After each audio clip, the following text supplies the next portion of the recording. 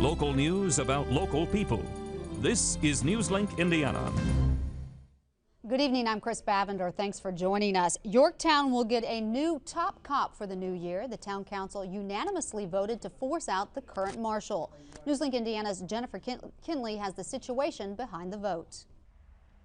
This isn't the first time the Yorktown Town Council has gotten together to discuss the possibility of appointing a new town marshal. In 2000, and things settled down after that. He was reappointed, but there were some concerns that the council had at that time. Well, it wasn't just one thing.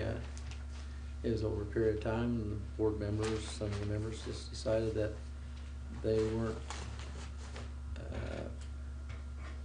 satisfied with the direction that Mr. Marlowe was going. But 15-year Marshal Jeff Marlowe questions the vote of no confidence.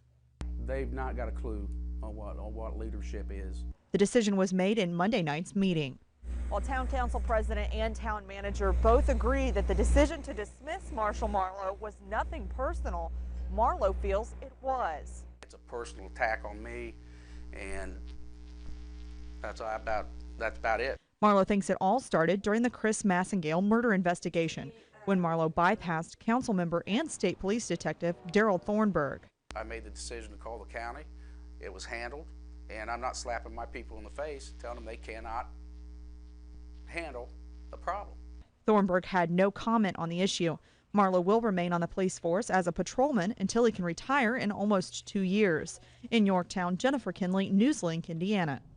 Until the council can appoint someone else, the interim marshal will be Jeff Wolf. They're now taking applications for the position.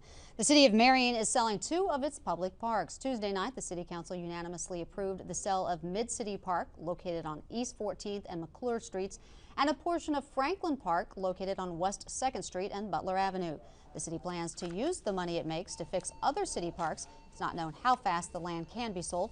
People have already shown interest, however, in buying the parks.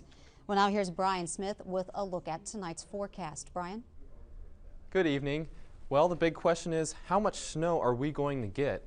Well, the latest indications are the heaviest snow is going to be off to our south and east, while the lightest snow is going to be off to our north and west. Here in Muncie, you can expect anywhere from 5 to 10 inches, 7 to 11 inches maybe on the east side.